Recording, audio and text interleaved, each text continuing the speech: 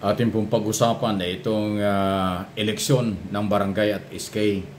Nakakalungkot man pero yan pa rin po yung ilan sa mga nangyayari sa ating bayan na meron pa rin po na mga alleged vote buying, meron pa rin ho na mga nanlalamang sa kampanya at eleksyon mismo, at meron pa rin po na talagang gumagamit ng mga kapangyarihan, karahasan para lang ho manalo sa eleksyon. So nakakalungkot yan, pero hindi ko alam kung hanggang kailan itong paulit-ulit na tuwi tayo mag-i-eleksyon ay may ganyang sitwasyon na pasintabi na parang only in the Philippines. Sa ibang bansa hindi naman ho ganyang karahas o hindi naman nagkakaroon ng ganyang issue ng problema sa eleksyon. Tayo lang eh. At maging si Pangulong Marcos ay nakakatanggap at kinumpirm din niya na meron ho talagang ganyang mga report. Kaya gusto ko rin parinig sa inyo yung ambush interview or interview sa Pangulo after na siya ay bumoto dyan sa may Batak, Ilocos Norte.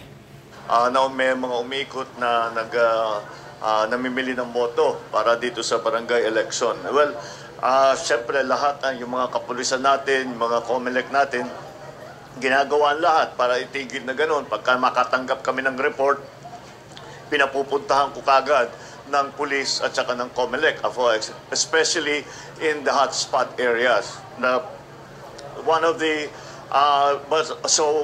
we will do our part as the government. We will do our part to continue to enforce all of the laws that do not allow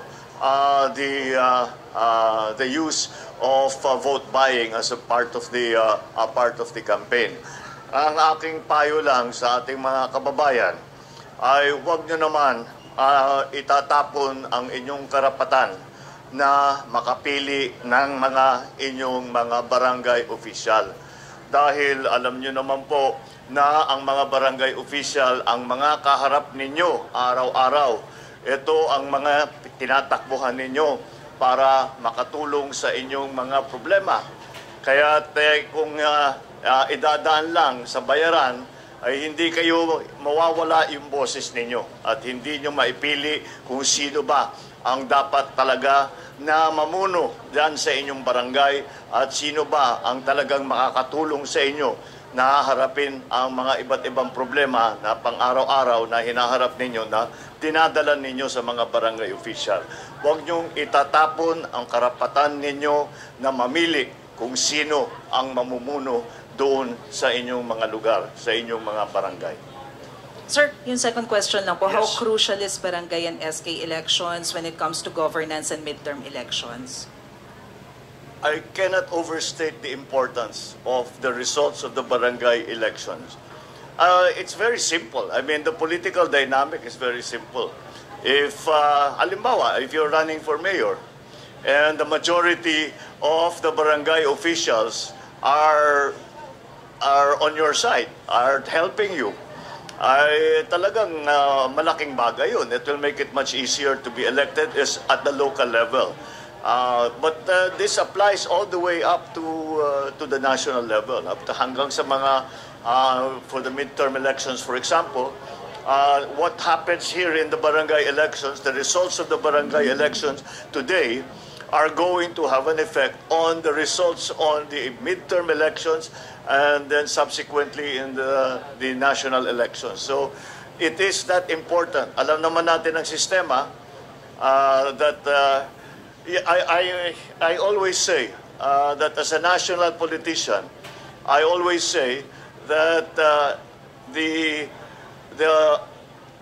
of all the elected officials, it's the barangay officials who can actually tell you, I will deliver this many votes.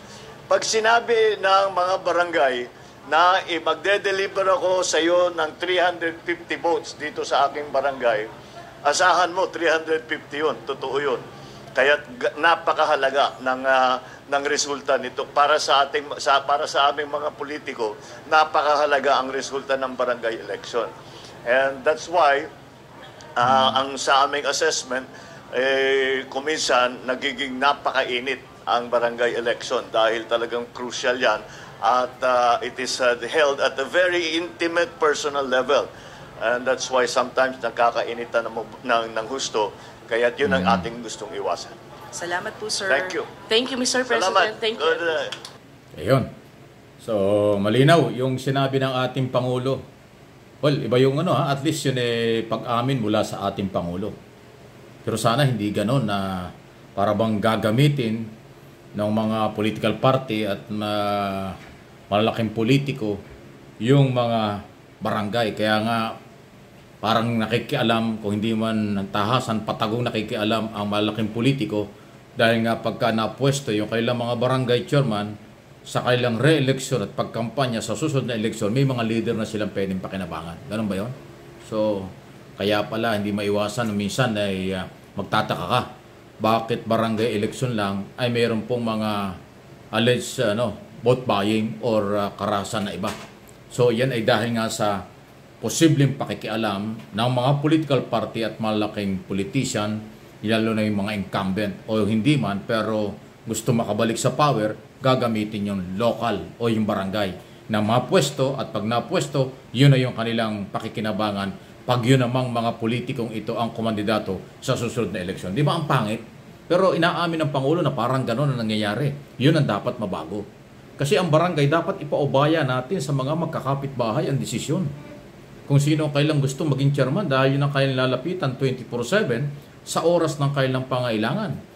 Ngayon kung ito malalagay at mananalo dahil sa sapilitan, dahil nga sa protektado at suportado ng malaking politician, baka hindi masunod yung damdamin ng kapitbahay o ng kabarangay ng mga butante. Yun ang masakit. So yun na yun. At least nanggaling sa Pangulo yung assessment na yun ang isang nakikitang dahilan. Pero gano'n pa man, kanya nga iniutos na sa pulis at sa COMELEC, itigil yung mga paglabag sa batas ng mga tumatakbo. Hindi lang itong eleksyong ito, ng barangay nakaraan, kung hindi yung mga darating pang eleksyon sa ating bansa.